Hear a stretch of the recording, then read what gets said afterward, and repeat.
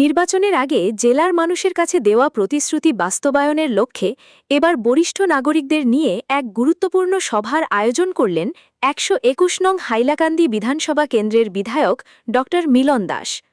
মঙ্গলবার অনুষ্ঠিত এই সভায় জেলার বিভিন্ন প্রান্ত থেকে উপস্থিত বিশিষ্ট ও বরিষ্ঠ নাগরিকরা হাইলাকান্দির দীর্ঘদিনের একাধিক জ্বলন্ত সমস্যা তুলে ধরেন।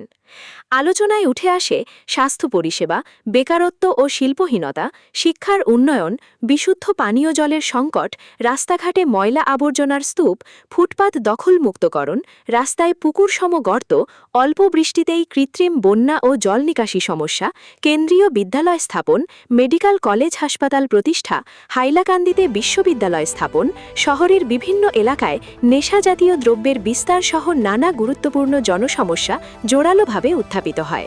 সভায় উপস্থিত সকলের বক্তব্য মনোযোগ দিয়ে শোনেন বিধায়ক ড মিলন দাস। তিনি প্রতিটি গুরুত্বপূর্ণ বিষয় নোট করে রাখেন এবং জানান সংশ্লিষ্ট দপ্তরের সঙ্গে সমন্বয় করে ধাপে ধাপে সমস্যাগুলো সমাধানে উদ্যোগ নেওয়া হবে। তিনি আরও বলেন, কিছু সমস্যা সমাধানে সাধারণ মানুষের সহযোগিতাও অত্যন্ত প্রয়োজন। এছাড়া বিধায়ক জানান, বিভিন্ন উন্নয়নমূলক প্রকল্প ও জনকল্যাণমূলক কাজের বাস্তবায়ন খুব শিগগিরই শুরু করা হবে এবং আগামী কয়েকদিনের মধ্যেই একাধিক উন্নয়নমূলক উদ্যোগের কাজ মাঠ পর্যায়ে দৃশ্যমান হবে। সভায় উপস্থিত বরিষ্ঠ নাগরিকরাও এই উদ্যোগকে স্বাগত জানিয়ে বলেন, জনপ্রতিনিধি ও সাধারণ মানুষের মধ্যে এ ধরনের সরাসরি মতবিনিময় জেলার উন্নয়নের ক্ষেত্রে ইতিবাচক ভূমিকা পালন করবে। জেলার সার্বিক উন্নয়নের লক্ষ্যেই এই আলোচনা সভার আয়োজন করা হয়েছে বলে জানান বিধায়ক। ভবিষ্যতেও বিভিন্ন শ্রেণী পেশার মানুষের সঙ্গে নিয়মিত বৈঠক করে উন্নয়নের রূপরেখা তৈরি করা হবে বলেও তিনি উল্লেখ করেন।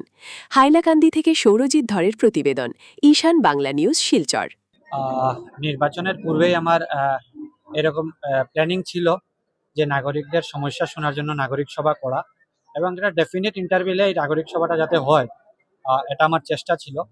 যে নির্বাচনে জয়ী হওয়ার পর প্রথমবার হাইলাকান্দি শহরে বিশিষ্ট জনদের নাগরিক সভা করলাম, এবং এখানে অনেক সমস্যার কথা ওনারা তুলে ধরেছেন এবং তার সাথে সাথে অনেকটা সমস্যার সমাধানও বলে দিয়েছেন। আমরা প্রায় 56টা সমস্যা এখানে প্রায় লিস্টেড করেছি। আগামী দিনে এই সমস্যাগুলোর উপর কাজ করব এবং অ্যাজ এ হোল, শুধু যে একজন বিধায়ক হিসাবে কাজ করব এরকম নয়। আজকের দিনে নাগরিক সভায় আমি যে পরিবেশ দেখলাম, আমার মনে হলো যে শহরের সবাই আমার পরিবারের সদস্য, এবং আমরা শহরের সবাই, পরিবারের সবাই মিলে হাইলাকান্দি শহর এবং তার সাথে সাথে হাইলাকান্দি বিধানসভার যে জ্বলন্ত সমস্যা আছে সেই সমস্যাগুলোর সমাধানে আমরা কাজ করব। এবং আজকের নাগরিক সভা খুব বেশি ফলপ্রসূ ছিল, কারণ সবাই খুব পজিটিভলি কথাবার্তা বলেছেন এবং পজিটিভলি অনেকগুলা সমস্যা বলেছে, সমস্যার সমাধানও বলেছেন। আমি আগামী 3 মাসের ভিতরে যে সমস্যাগুলো তুলে তুলেছেন এগুলোর উপর কাজ করব, এবং 3 মাস পর আরো একবার নাগরিকদের সাথে মিলিত হব, কি কাজ আমরা করলাম, কতটুকু সমাধান আমরা করতে পারলাম, এবং যেগুলা সমস্যার সমাধান হয়নি এইগুলা নিয়ে আমাদের আগামী কি প্ল্যানিং রয়েছে সেইগুলা বিষয়ে আমি নিশ্চিত রূপে ওনাদেরকে অবগত করাবো।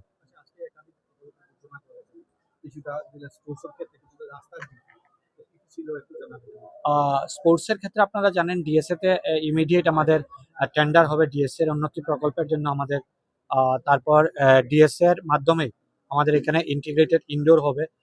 একটা ইনডোর স্টেডিয়ামের জন্য অলরেডি আমরা একটা বড় অ্যামাউন্ট গ্রান্ট পেয়েছি ইনডোর স্টেডিয়াম না, মিনি স্টেডিয়ামের জন্য, এবং এই মিনি স্টেডিয়াম রাজ্যেশ্বরপুরে হবে।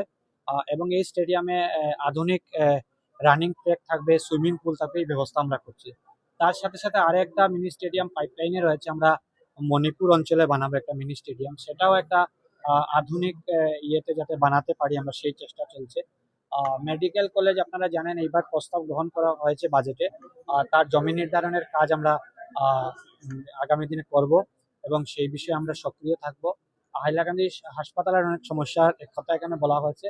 হাসপাতালের এক্সিস্টিং বিল্ডিং এর পিছনে নতুন একটা বিল্ডিং তৈরি করা হচ্ছে, সেপ্টেম্বর মাসের ভিতরে যাতে এই বিল্ডিং হ্যান্ড ওভার করা হয় এবং সম্পূর্ণ হসপিটালটাকে এই নতুন বিল্ডিং এ শিফট করলে আমরা হাইলাকান্দি হসপিটালের এখন যে ক্যাপাসিটি 134 রয়েছে এটাকে আমরা 234 করতে পারবো। এই প্ল্যানিং এ আমরা কাজ করছি। রোড আগামী 5 বছর প্রায় 296টা রোড বানানোর প্রপোজাল আমরা সাবমিট করেছি।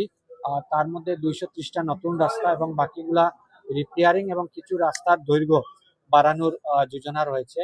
7টা নতুন ব্রিজ বানানোর প্ল্যানিং রয়েছে, এবং তার বাইরে হাইলাকান্দি জেলায় একটা ল কলেজ, একটা এগ্রিকালচার ইঞ্জিনিয়ারিং ইনস্টিটিউশন এগুলো বানানোর আমাদের পরিকল্পনা রয়েছে। হাইলাকান্দি বার অ্যাসোসিয়েশনের নতুন বিল্ডিং, বার লাইব্রেরির নতুন বিল্ডিং, হাইলাকান্দি শহরে 1000 সিটের অডিটোরিয়াম বানানোর আমাদের প্ল্যানিং রয়েছে।